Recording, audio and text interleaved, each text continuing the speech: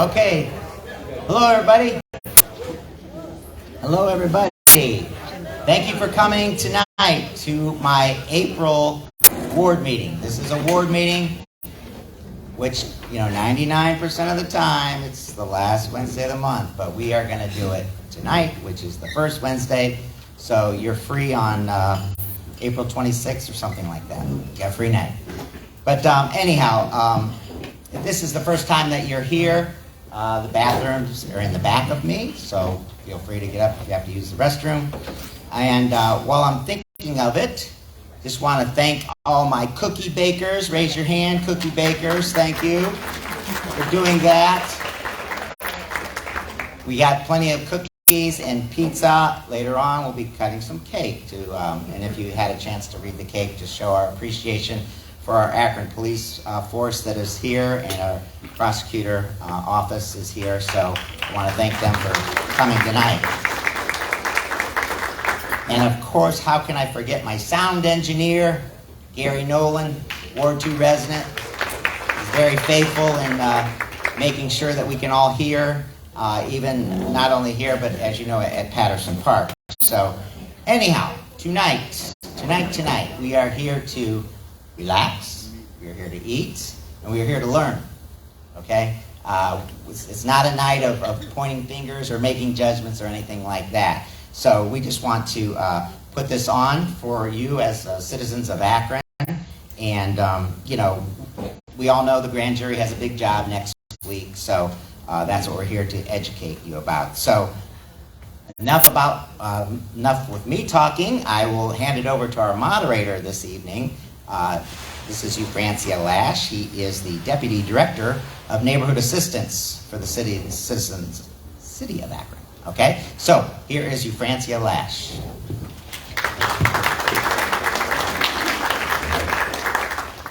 Thank you, Councilman Lombardo. And first of all, let me just say thank you for having me as the moderator this evening. It's great to see all of you who have come out to talk about such an important topic here within our community. And I see so many familiar faces, and I just want to say thank you for being here because it shows that your concern and your love for this community. Before we get started, I just want to thank the city employees who come out, city personnel, and I want to thank Chief Mylett and Gert Wilms, who will be presenting this evening. And without further ado, one of the things I want to share with you is that we want to actually have and allow our presenters to share the information that we're here tonight for. And then after they get done presenting, there will be 3x5 cards that should be on your tables. If you have any questions, we will entertain those questions at the conclusion of those presentations. Is that okay? Thank you very much. Without further ado, we're going to ask our police chief, Steve Mylett, to come up and present. Thank you, Good evening, everybody. Thank you so much for coming out on what turned out to be not a terrible night as we were getting prepared for. So I'm very, very grateful that we didn't see that weather system come in as it was predicted to come in as. But again, I want to thank you for being here tonight. I want to thank Councilman Lombardo, best Ward 2 councilman there is, right? For putting this together. Bill and I had a conversation, and like that, he said, okay, we're going to do it. Yes. And the whole goal here is to put information into your hands. So we're going to focus on 3 topic areas today. Number one, we're going to talk a little bit about safely assembling. Whether it's you, your children, your grandchildren. My hope is that you are able to pass that information on, because at the end of all of this, there are 3 priorities that we have in this police department in this city. Number one is preservation of life. We don't want to lose any human beings, with what's potentially coming at us. Number 2, we don't want people suffering serious bodily injury. And number 3, we don't want to see property damage in our beloved city. So we're trying to work with community leaders and community members to get commitments that, whatever protests occur, that they will be nonviolent. Now, everybody has a constitutional right to assemble and protest. Everybody. And we welcome it. We truly do. What we don't welcome is people coming into a legitimate protest to hijack it. And when I was in the Pacific Northwest as the Bellevue Chief of Police right next to Seattle, I watched what was going on in Seattle, and we had similar events in Bellevue. That's exactly what happened. You had people in the aftermath of George Floyd's murder come into the city with legitimate protesters, and as soon as nightfall came, bats came out, bottles came out, frozen water bottles, and everything else you can imagine. And so people who are coming here to do that, they are not welcome. And my hope is that they stay away. But we will be prepared to manage what comes at the city. We've been doing a lot of preparation. So this flyer that is in front of you, and I'm not going to go through all of it. This is not a Steve Mylett produced document. This comes from the ACLU itself. And it talks about what you can and cannot do during a protest. And some of the things I gleaned from the ACLU and the Department of Justice is, number one, know what you're coming to protest about. Number two, know who you're going to be with. Because again, you may be going with a legitimate group, and then you're going to have agitators hijack the event itself. Number three, dress for the occasion. Never know what's going to hit us in Ohio in April, right? We can have snow, we could have 90-degree weather, we don't know yet. So dress for the occasion. And as you come into any area, and I would encourage you all to do this no matter where you are. And I'm not going to pick on anybody. Do me, Councilman, look down. Point to the exits in this room. Okay? Okay? Anywhere else? You've been here quite a bit, haven't you? And I'm seeing one back there too, right? When you come into a room, whether it's church, no matter what, in the conditions in this country now, nothing's off base. If you're you're going to school to have lunch with your children and grandchildren, know where the exits are. And that's the same thing for people coming into protest. Know what the ingress coming into the area and how to get out of the area. One of the things that we are committed to is providing a safe space for people to engage in their constitutionally protected right. So we are going to block some streets in the downtown area. We're going to start off at High and Bowery, right, Mike and Gert? High and Bowery, to provide that strip in front of High Street, in front of the City Hall and Police Department as a safe zone to protest. What I mean by safe zone, and again, based on my experience in the Pacific Northwest, we had a legitimate protest arrive at a location while a bunch of other stuff was going on, looting and such. And as the people were sitting on the ground in the intersection, here comes a vehicle getting ready to mow people down. And we were able to stop them before they did it. So that's the reason we're blocking streets, is to provide that safe space. My hope also is if people are leading protests, that they are going to be in contact with our point of contact, Sergeant Mike Murphy, so we can share information. Because again, the goal is to have a safe event. Not quiet. By any stretch of the imagination, I'm not suggesting people need to come in and be subdued or quiet. Protests help in the healing. Getting things off your chest and vocalizing your hurt, your dissatisfaction, your anger, and demanding whatever change it is that you want to see. It's therapeutic and it's good. It's good for the city to hear it as well. But destroying our city, like we saw one night last year, where we had dumpsters set on fire, we had windows broken, and violence, and we're not going to tolerate that. If we get to a point where a protest starts becoming violent, then what we will do, we're going to assess the situation, try to de-escalate, but if we can't, then we will potentially call it a unlawful assembly, meaning you have now crossed over into violence and potential criminality. So your legitimacy for being here is gone. You're here for a different purpose. So what we will do, and a lesson learned from last year, is that when we had one of those situations where we declared an unlawful assembly, our mobile field force came up, the sergeant that was in charge got on the PA system on the car and said, and made the announcement, and there is a script that we work off of. And what we heard from the crowd was they couldn't hear, some of them couldn't hear what we were saying. In part because you had some people in there with bullhorns making the siren noise, woo, and just making a whole lot of noise, people screaming and yelling. So what we did is we went out and purchased a system called the LRAD system. And so it is a much larger device to project voice over those barriers to communication. And we're going to give warnings. This is an unlawful assembly. This is Chief Mylett with the Akron Police Department. This assembly is unlawful. We are asking you to please disperse, and then the message will go on. Please disperse this way, that way, whichever the situation is. We will give that warning multiple times if the situation allows it. If the situation doesn't allow it because we got people shooting guns or whatever, and I pray God that we don't have that kind of stuff, then there won't be a time for us to make the announcement. However, if we do make the announcement and people still fail to disperse, the last resort for us is to go into the crowd and start making arrests. We don't want to do it.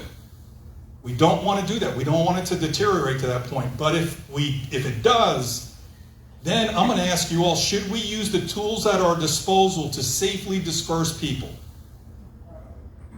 And should we allow us to use tools so officers can be safe as they're doing it? So we have two tools that we use. One is called CS gas, and the other one is pepper spray. I promise you, I have been exposed to CS gas multiple times. Pepper spray, especially when I was a patrol officer working graveyards in Corpus Christi, it was at least once a month because that stuff would bounce. I'm not kidding. One time we had to pepper spray somebody. It was like the magic JFK bullet. It went around his head, bounced off, and then hit me in the eye.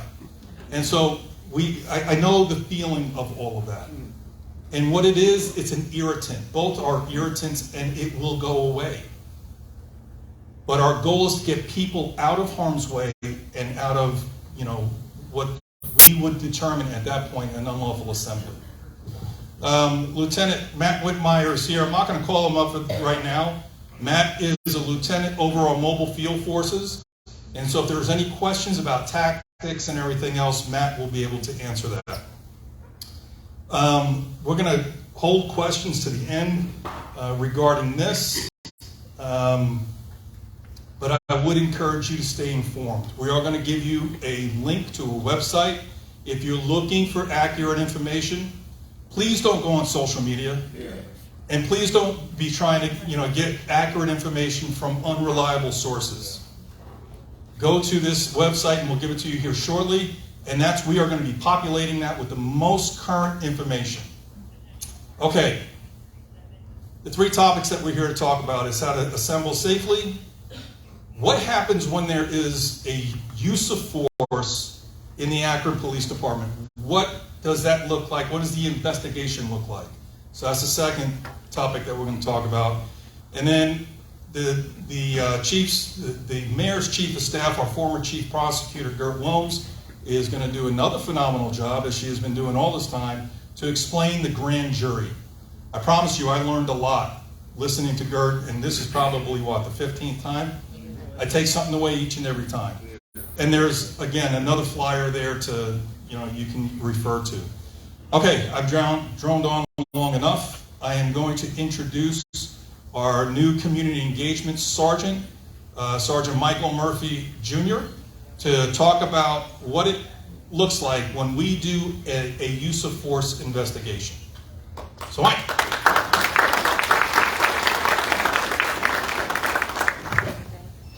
Thank you.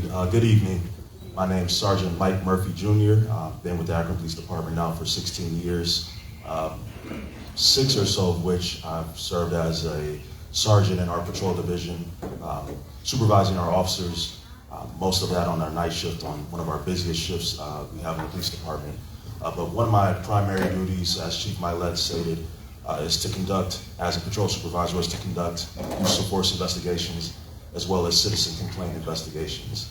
So I was willing to spend a few minutes talking about our process, what a use of force investigation is comprised of, the things that a sergeant does when he or she goes out to investigate these types of incidents, and then this how our procedure kind of wraps around all of that. So in the event that an officer utilizes force against someone, and that could be to effect an arrest, maybe to restrain someone, and in force, there's a broad spectrum of types of force. Force could be considered an officer pushing someone. Force could be considered an officer deploying his or her taser, or in a deadly force situation where an officer has to discharge their weapon. In any and all incidents where force is involved, the officer is required to notify a supervisor.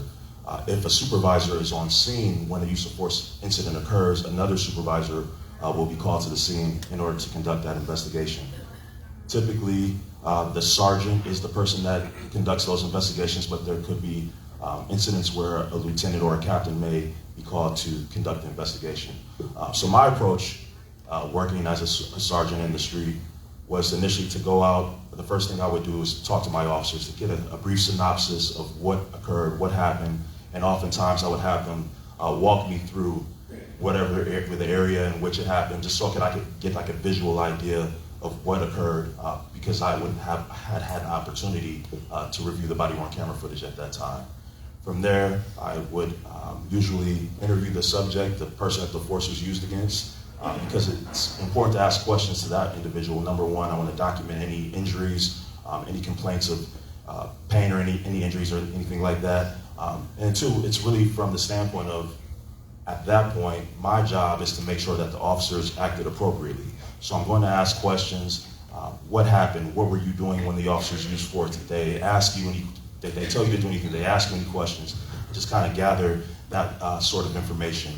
The next thing I would do is to conduct a neighborhood canvass, because we live in a 2023 in a digital age where now everyone has doorbell cameras and those types of things. So I'll go door to door within the area of where the use of force occurred, looking to see if there's anyone that may have witnessed the use of force, or if there's any cameras that have footage that we could utilize as evidence that would paint a picture or tell us a story of exactly what happened.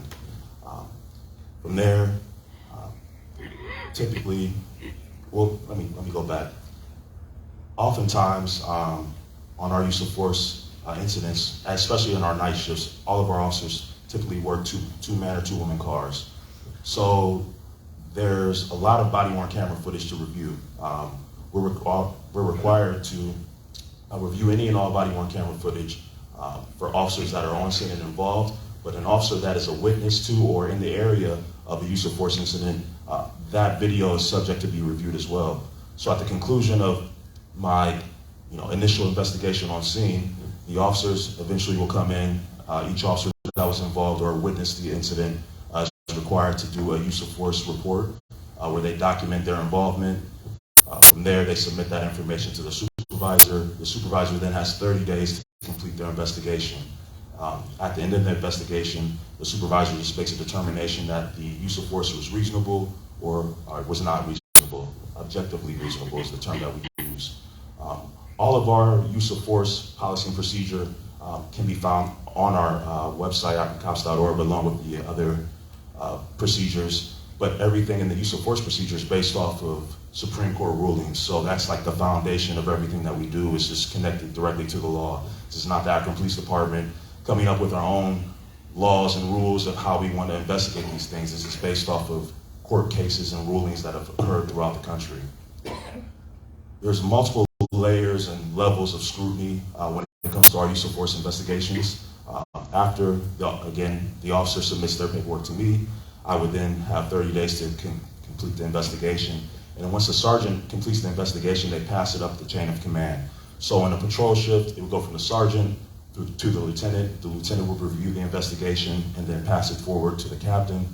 Once the captain signs off on the investigation, it's forwarded to Internal Affairs, or our Office of Professional Standards and Accountability. There are 3 people in our Internal Affairs office. It's led by Lieutenant Scott Lickey, Sergeant Angela Falcone, and Sergeant Kevin Williams.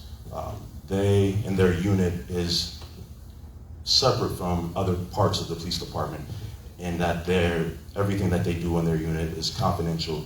So the use of force investigations, they investigate officer misconduct or things of that nature. They end up reviewing all of our citizen complaints. All of those things, there's a level of confidentiality in that they don't discuss their findings with people outside of that unit, outside of their office, and they report all of their findings to the chief of police. So after it's left the patrol level and went through all those different layers, it goes to internal affairs where they conduct their review of that particular incident. Each use of force incident is reviewed by their office. They'll make a determination, and there's times where they may not agree, or there is a component or something within that report that they would like to see some further clarification on, or just some, maybe they don't agree with the findings. In that event, then the report is kicked back to the patrol level. The sergeant then has up to, I think, 14 days to make revisions to that particular report before it's forwarded back. Sometimes there's back and forth, and in the event that the office is not able to agree with the patrol shift, the report is then forwarded to a deputy chief, and if there's not a decision made at that level, ultimately Chief Mylett would make the last decision on what the disposition of that particular case would be. From there, all of our use of force reports are then forwarded to our police auditor, Philip Young. They all go across the street directly to him, and again, that's just kind of like the last layer, if you will, of scrutiny, of review, independent people that are involved in doing that type of process. Let me kind of segue into another portion of it. So another thing that internal affairs handles is, again, the officer investigations or internal investigations related to our officers. One, making sure that they follow policy and procedures. If there's any violations there, the unit that takes care of that type of information. So as it pertains to the officers that are involved in this particular case, moving forward into the grand jury, if at some point there will be an internal investigation that's conducted by the office, if none of the officers are indicted, an internal investigation will launch shortly after the grand jury proceedings. If in the event that there are indictments, at the conclusion of the criminal investigation, then the internal investigation would begin. So that's kind of just like a little bit of what to expect, I guess you could say, moving forward as it pertains to this, the Jayland Walker case and what we're looking at moving forward. But essentially, again, my desire is to have everyone understand like how much goes into our use of force investigations. This is not something that is just done overnight. It's a long, drawn-out process. There's a lot of people with a lot of hands involved in this, and all of our use of force policy and procedures based off of Supreme Court rulings. So it's pretty much all I have. I know that there may be some questions later on if someone has or anyone has any questions related to anything that I discussed. Feel free to ask once we get to that portion of the program. I'll hand the microphone over to Mr. Lash.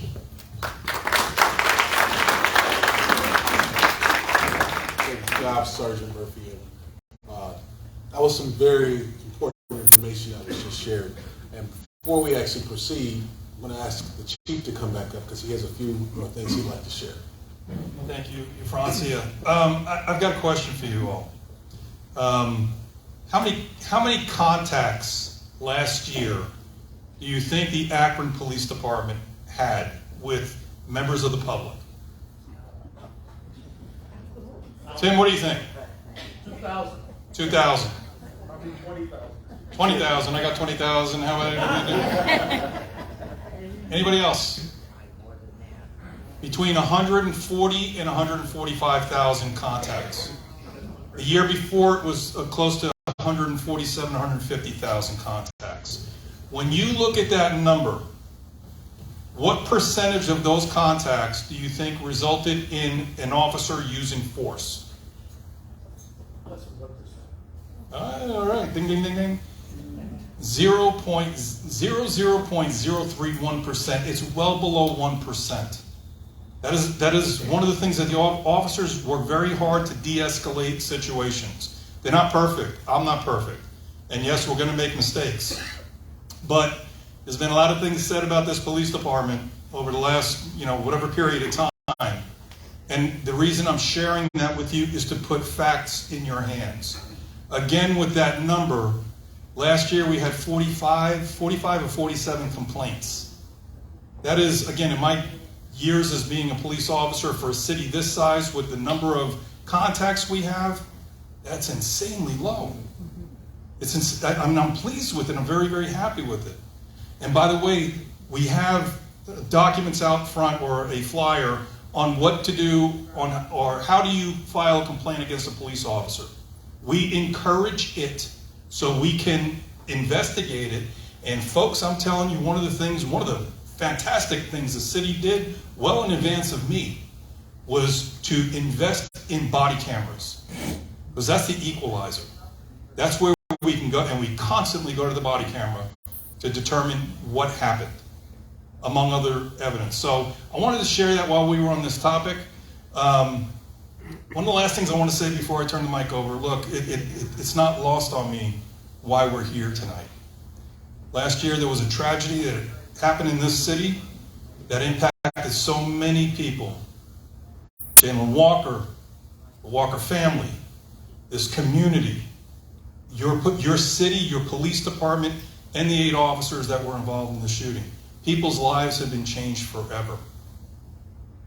I believe in the process, whatever the process results in, and there's been, Chief, you know what's going to happen. I have no idea what's going to happen with the grand jury, none. We don't even know who the grand jurors are. They haven't been selected yet, and we're not going to know. And since we're on that topic right now, I'm going to turn the microphone over to Gert Wilms, who's going to talk about the grand jury.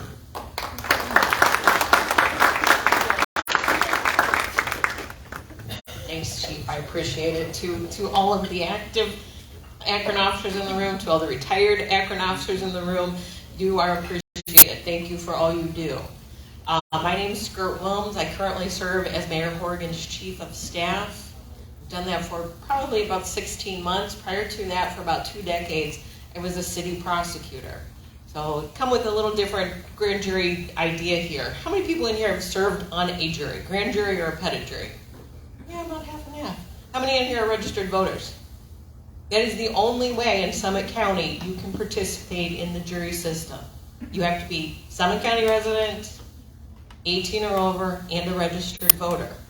So that gives you the potential to serve on a jury pool. We know, and like Chief said, we don't know a lot about what's happening with the grand jury. We made a decision, Chief made a decision when he joined us, that the Akron Police Department, regardless of what past practices had been, would make a new change. And when there was an officer-involved shooting, the Attorney General's office would now handle that investigation. Sherry Bevan Walsh, our local county prosecutor, made a decision and filed a motion very early on to recuse her office as well. So there was no local involvement. So Sherry Bevan Walsh asked for a special prosecutor to be assigned. In this case, that is the state of Ohio Attorney General. Assistant Attorney Generals are handling this case. So there is no local involvement. This was a change that the chief sought, a change that community members have advocated for, and we're here. So the Jayland Walker case is the first time this has happened in both directions. So that is why we felt it was so important to come out to the community and talk not only about the change, but kind of educate ourselves. And I've heard this speech about 50 times. We always are learning something new. And the opportunity to share this with the public is very important. So everybody understands the transparency of the system, the process of the system, and potential outcomes of this system. Because we have not gone this route. The grand jury in Summit County, the grand jury across Ohio, is a confidential secret proceeding. There are several reasons for that. They want to protect anybody serving as a grand juror, anybody that's accused of a crime but not charged. If you go through this and you're ultimately not charged, that would remain confidential. So that is something to keep in mind. We may never know who serves in this grand jury. We may never know male, female, race, age. That information is more than likely not going to be made available to us. We will only know the outcome, and that outcome will be provided to us through a press conference that the Attorney General will handle at the end of the deliberations. So, again, when I say we're not cooperating or coordinating with the Attorney General's office, when I read in the Beacon, Davio said the grand jury is going to meet on April 10th, I'm reading it with you. So we have had lengthy conversations internally preparing for this process, knowing that we've handed it over, but we know there's still things we need to do on behalf of the city and get this community information out there. So we know that Summit County sent out more than 100 summonses for grand jurors to appear. That will begin on April 10th. Historically, they meet at the Summit County Common Pleas Court, which is across the street from the police station. Across the street from City Hall and right next to the police station. So we're all in that same footprint on High Street where the potential protest zone will be set up. When the grand jurors arrive, there will be a very brief interview between the presiding judge and the prosecutors. The defense attorney is not present, the defendants are not present. They will really just have that brief conversation to determine if it's appropriate for those individuals to sit on this case. And I did the work. You ask very basic questions. Who in here knows law enforcement? Anybody related by blood or marriage to law enforcement? If you've served on a jury, you've heard those questions. And you just want to make sure this is the appropriate jury for someone to sit on. Would you want someone like you to sit on a case that could ultimately decide whether or not you get charged with the crime? And it's a brief process, but that's really what they're trying to determine. And there might be people who just, because of the nature of this case, maybe say to the judge, this isn't for me. And they will consider that. They really will. So there will be that brief conversation. There will be people removed, people leaving on vacation. We know that's actually spring break for Akron Public Schools, so we expect a lot of people to have travel plans. So there will be a lot of moving parts on the first day. They will ultimately get that group down to 9 people who can ultimately vote, and we have been told through the paper that there will be 9 alternates as well. So it's pretty much 1-to-1 ratio. Alternates, again, if you hear all of the evidence, you are in the position to vote. If you are ill, maybe you need to take a day off to take care of a family member, you don't have child care. You want to make sure you've had a chance to hear every piece of the evidence before you would ultimately vote in this particular case. So there will be 9 people who ultimately will have a chance to deliberate with regards to the individual officers. The individual officers, all 8, are being presented at the same time. It's similar facts, similar circumstances. So the evidence is absolutely cumulative. It's not unusual for, especially in a case like this, where it is the same investigator testifying, the same coroner's report, the same ballistic evidence. So it's not unusual that all 8 would be presented at the same time.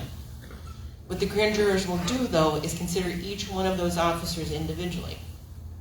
What did Officer 1 do? What are the facts and circumstances surrounding that particular individual? Is there a crime there? Officer 2, Officer 3, Officer 4, they will consider each one of them individually and vote individually. Of those 9 individuals that are serving on the grand jury, 7 must agree to indict.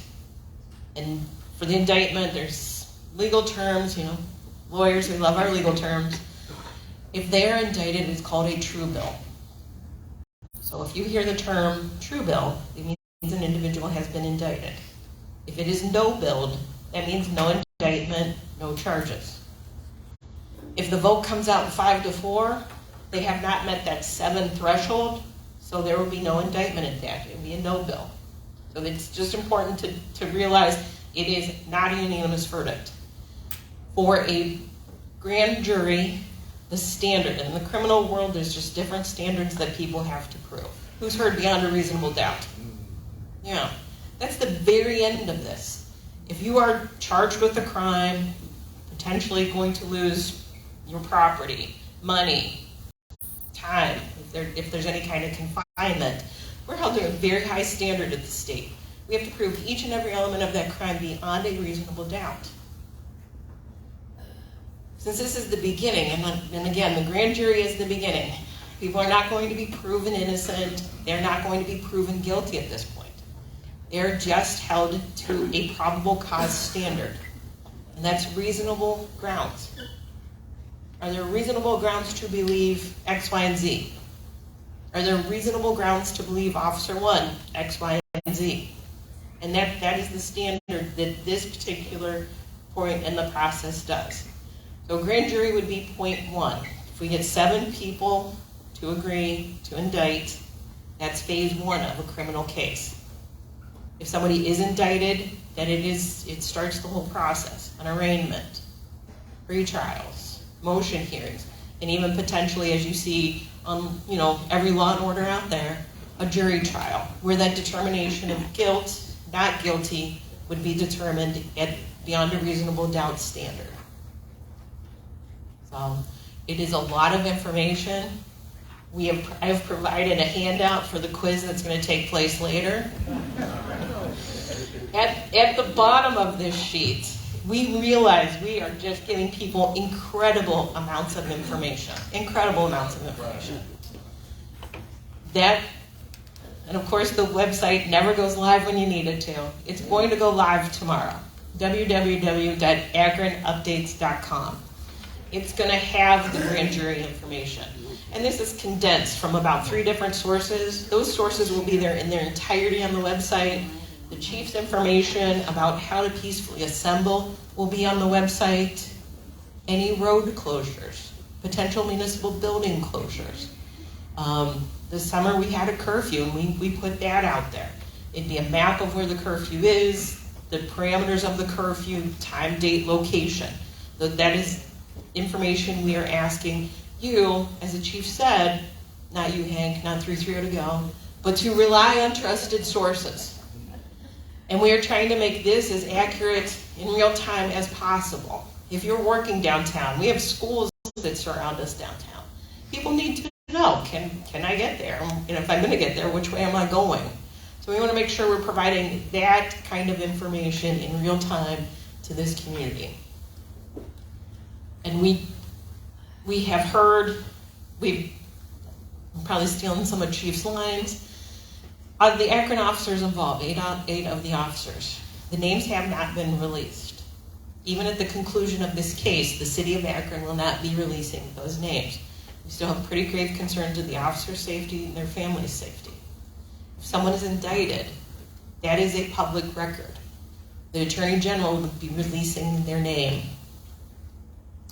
If nobody is indicted at the end of this case, the Attorney General basically hits send on their website and posts all of the information on this case, because that is the conclusion of the criminal case for them. So all the reports, all the rest of the body-worn camera will be made available on the Attorney General's website. So we're going to provide all of that information with regards to what we have. This is one stop in the process. Regardless of what happens with the grand jury, it's one stop. We know the Walker family has hired an attorney. We know there'll be a civil litigation. We know the Akron Police Department, at the conclusion of the criminal case, is going to do their own internal investigation to review policies and procedures with this incident.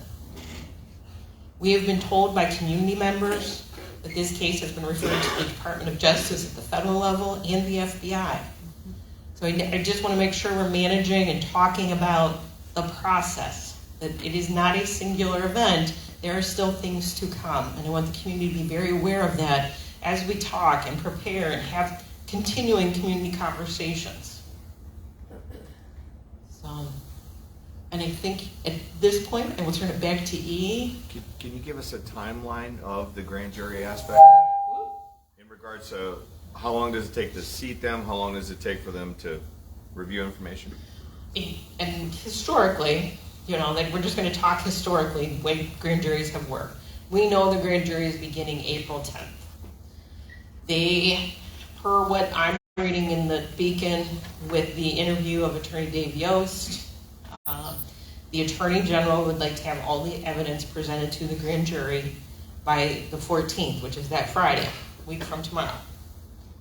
It would be up to the individuals that serve on that grand jury how long they consider that evidence, how long they deliberate, how long it takes before they make a determination and a vote. So it is really in the grand jury's hands. It is a secret process. I'm going to really emphasize that. The prosecuting attorneys are in there presenting evidence. And we do understand that the defendants in this case, the officers do intend to provide their information to the grand jury. They can go in and talk to the grand jury. They cannot go in with their attorneys. So it would still be the prosecutors and any members of the grand jury present. It is a little less formal than you see on some of the TV shows. The grand jurors will have an opportunity to ask questions of anybody in there. So anybody that's in there, the investigator, the officers, they can ask questions amongst themselves. So we do anticipate there to take some time. But I would say probably the first we could expect a report out would be the 14th. And that is an educated guess at best. So please do not hold that to me. But looking at the facts, looking at the circumstances, the extensive evidence that will more than likely be presented, that is probably the timeline we are looking at. We do know once there is a decision made, the Attorney General wants to make a press conference to announce that information. So I would say definitely stay tuned for when he announces he's going to make a press conference. Mayor Horgan will do a press conference off of that to kind of announce, I appreciate everybody coming here, but to announce what the city of Akron intends to do, the internal investigation, our own conversations. We've had really good conversations too with community partners, the Alcohol, Drug, and Mental Health Board, providing mental health counseling, any services that the community may need, and making sure as the city of Akron, we're sharing that information, our trusted partners are sharing their information, really reaching out to a community that is desperately in need for some of these resources. Hey, Gert, Sir? can you talk about a situation where grand jury members' identification would be revealed if they were to agree to sit down for interviews after the grand jury? We will never know who sits on the grand jury unless somebody chooses to self-identify. And there are people who do that. So I would caution you that there might not be a lot of info, or there could be a lot of info. But again, it would be up to that individual to determine whether or not they want to talk about this. And the judge will give them a lot of rules, a lot of expectations. You can't talk about this with family. You can't Google anything while you're here. There's a lot of rules. And if it was me, I would ask anybody to follow those rules. So just a heads up, it is beginning Monday with some kind of conclusion, potentially Friday and into the next week. And I will totally go off script.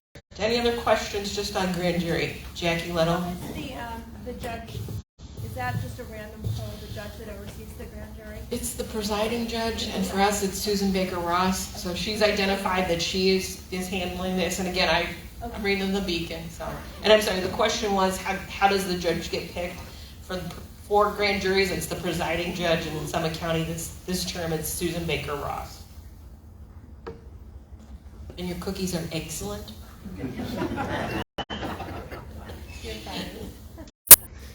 Anybody, just on the grand jury, anybody have a question for anybody? Please, me, or I'm going off script. We got one right here.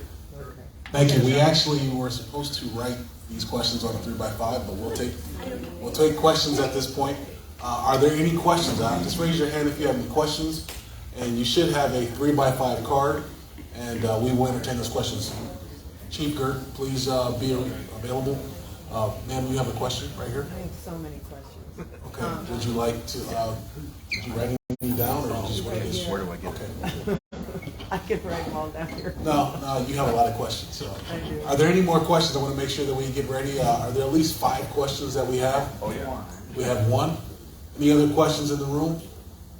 Thank you. I'm ready. Any other questions? Okay. This young lady here has several questions, so. She's with Spectrum, so. She's with Spectrum. Thank you. I'm still, I'm an Akronite. Yes. No, but I didn't want to. Any others over here? Want to make sure that everyone is recognized? Okay, seeing none, we have two. And do you mind if we start with these right here? First question is why the barricades? So whichever one of you would like to address that, why the barricades? So what you see going up in front of the county building is the question for the county. I don't disagree with their decision. At some point, we're going to put our bike racks back up in front of the police department. Again, we're basing a lot of our decisions from last year's experience. And we saw what happened in this city, in the downtown corridor, and actually throughout the city. And it would be, I don't want to use the word stupid of us, but it would be reckless of us if we saw what happened last year and we didn't prepare for the potential for that happening again. You know, a question was asked of me yesterday about, the appearance of, boards on windows and everything else. I get it. I do. I understand. But if you review what happened last year, you had people breaking windows, you had people setting dumpsters on fire. And you had businesses that had to shut down because they couldn't get glass for weeks and months, and they were boarded up. So would we not want to take some preventive measures to prevent that from happening, or pick up the glass afterwards and then board up again, and then there's loss of revenue because the businesses have to stay closed? This is not to present any sort of message to anybody in here in Akron or elsewhere. This is just smart decision making, in my humble opinion, to prepare the city and to protect our infrastructure and our facilities for potential that I hope never comes. This next question can go to Gert Wilms. Simply states, is the grand jury pool selected from all registered voters? And would it not be very difficult to find impartial jurors from the city of Akron? Yeah, and we have talked about this in a couple of different forums. It is a city of Akron individual that lost their lives. It is city of Akron police. It took place in the city of Akron. But the jurisdiction that this falls under, because it has the potential to be charged as a felony, is our Summit County Common Pleas Court, which has jurisdiction countywide. So there is no distinction. They will not slice out to just choose Akron residents. Because of the jurisdiction of the court, they widen that pool to include all of Summit County. And then with Summit County, there are some options statewide. We have not pursued. There is an alternative. It can be a registered voter as well as a licensed driver. But Summit County still is just limited to registered voters. So it can be anyone within the entire county, as long as you're registered to vote and over 18, that could serve in this jury pool. But good question. We've talked about that just because of the way the court is set up, the jurisdiction that it's established through state law. It's a county-wide pool. Stay up. I want to make sure before, because this young lady has several questions, and we're going to get to her, but are there any other burning questions before we hand it over? Seeing none, we're going to allow her to ask her This question. one's for you, Gert. Okay. Would you like, can you Sure. wait for Gert? Okay. So, because only the prosecutor can present to a grand jury, how likely is it for anybody to not be indicted? I can't speak to that. I mean, I've been hearing word on the street is everybody gets indicted when it's a grand jury because only the prosecutor, and according to the Beacon, they can present hearsay, they can present stuff that's not necessarily legal in a normal court. The rules of evidence do not apply in the proceedings. What? And, okay, so the second part of that question is, a lot of people in the city won't understand what indict means. So how do we prepare the city to understand what indict means? It's meetings like this, and I want everybody to understand, this is the 5th time today I've given this presentation, and probably about the 50th in 6 weeks. This opportunity is available to you. Anyone who's interested in us presenting this information. You have a church group, a youth group, a sewing club, I don't care. We haven't told no to anybody. I know when they did this presentation maybe a week ago, there was a different rotation. But we are trying to make this available to everybody to make sure we can get that information out. Rely on media. I think the Beacon did a nice job this last weekend, providing some of that information, providing it on our own website. This is a public document. I'd ask you to text it, take a picture of it, and send it to everybody in your phone book. So it's this group, the accumulation of all the groups we've talked to, and relying on each other to help get that word out. But, good question. Anything involving the actual process, I'd refer you to the Attorney General to have. I apologize, I forgot to omitted this, but just out of respect, if any questions are going to be geared towards Chief Mylett, please refrain from asking any specific questions regarding the case, because he cannot speak on that. So I just wanted to just insert that just so everyone was aware of that. But we'll go ahead and continue here. Okay, so again to you, Gert. So if someone is indicted, AG Yost will not do that info dump on his website. Is that right? Correct, because the criminal case is still pending. And so that would go through the whole. And because it is a separate case, there's a lot of questions we are not going to be able to answer on behalf of the Attorney General. It's just not appropriate. So I refer you to the AG's communication office on a lot of those questions on when they would ultimately release that. Again, when a criminal case is pending, they are not going to release that whole file of information. But if criminal case is over, and if people are not indicted, or in this particular case, because the facts are so woven together, if one person is indicted, that information will not be released, is what our understanding is. Yeah. Okay. Any other questions? I have one for the chief. Okay. Chief, are you considering bringing in some support for the Akron Police Department? What kind of support? Like to help us manage this? Yes. Yes, absolutely. Okay.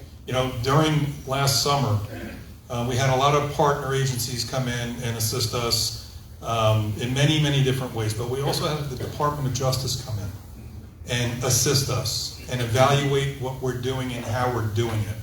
And that will happen again this time. One of the questions I want to ask you all, and I don't know why I haven't added this into our presentation, is what do you do if you find yourself in the middle of a protest? Because that can be pretty scary. Number one, I'd ask you to please monitor that website. We're going to be putting out accurate information and updating it constantly. So if you know there's a protest coming down Market Street and it's at Merriman and it's heading towards downtown, probably not a good idea to go to McDonald's on Market Street, right? But if you are out and about and you go into the store and you see a protest coming out at you, I'd encourage you to safely turn around and go the other way. It can be a really scary experience if all of a sudden you're surrounded. If that happens and you feel scared, you feel fear, dial 911 and let us come and help you, okay? Again, last year we had 0 loss of life. Last year we had nobody suffer serious bodily injury, and we didn't lose any buildings to arson or destruction. And my hope is that we're going to see that again. I pray that all these meetings are productive, but not necessary. That we're not going to see the stuff that I think that we're going to see.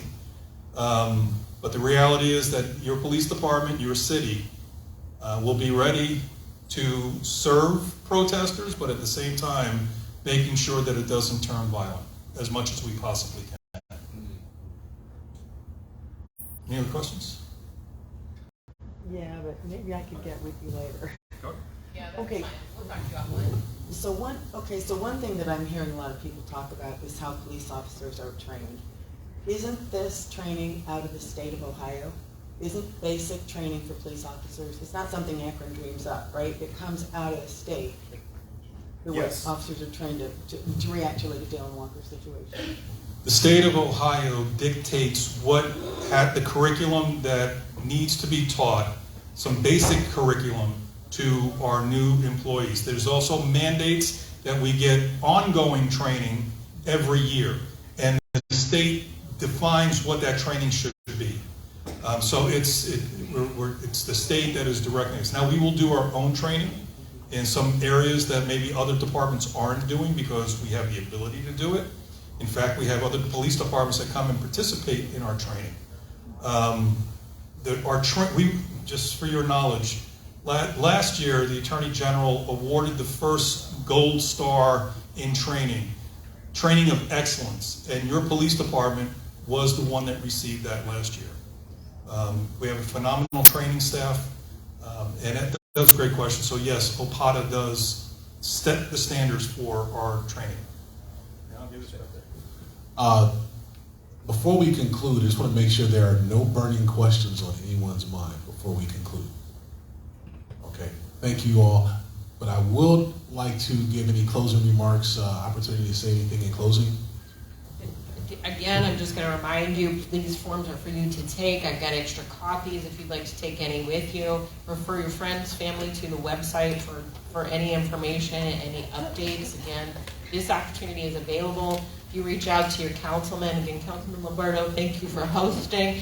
He knows how to get a hold of us to schedule any of that. So I thank you for your time. Again, I thank the Akron Police Department, the Polish American Club for hosting. And we're here. We're going to stick around in case you had a question you just weren't comfortable asking publicly. I get it. Thank you, Gert.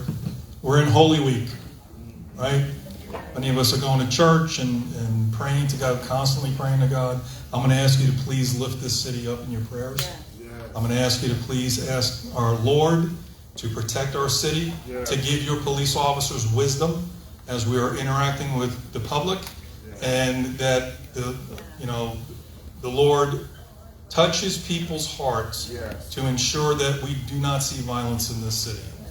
And with that, I'm going to thank you all for being here tonight. And Phil, where are you? Thank you for doing this, and I think you're going to get the last word. Wow, yeah. That's coming up. Actually, Chief, there's a few more last words, but thank you. Would you mind giving a round of applause to Chief Mylett and Gert Wilms for their presentations? Before we close, I'd like to just give you, just say thank you to all of you who came out this evening just to hear this very important information as we prepare to go into this this next week with this grand jury selection. Also like to thank Councilman Phil Lombardo. Thank you. You always do a phenomenal job with yours. And thank you for giving up your ward meeting. Thank you. As well, those individuals who are walking around serving, thank you as well. I mean, sometimes that's a thankless job, and I want to thank you as well. And last but not least, before I turn it over to Chaplain Murphy, all the officers, there's been a lot of misinformation over the last year about this situation, and our officers many times go through, it's a thankless job at times, and I just wanted to say to all of our officers present and those who have retired, thank you for your service. We support you, and thank you. Without further ado, I'm going to actually turn it over to Chaplain Michael Murphy. Thank you. Let us all pray. Father, we truly thank you for this day. We thank you for this opportunity to come together in unity. Lord, we're asking your protection over our city as we go through these days ahead. Lord, we ask that a spirit of unity would permeate over this city and that the violence would be turned back. Lord, we thank you for everything that you're doing. We also even lift up the Walker family. We ask that you comfort them as they're still dealing with grief and bereavement. But Lord, we ask that you protect every police officer, protect every citizen. Lord, let us come through this in a way that only you can do. Yes, sir. And we give you all the glory, all the honor, all the praise. In his name we pray. Amen. Thank you.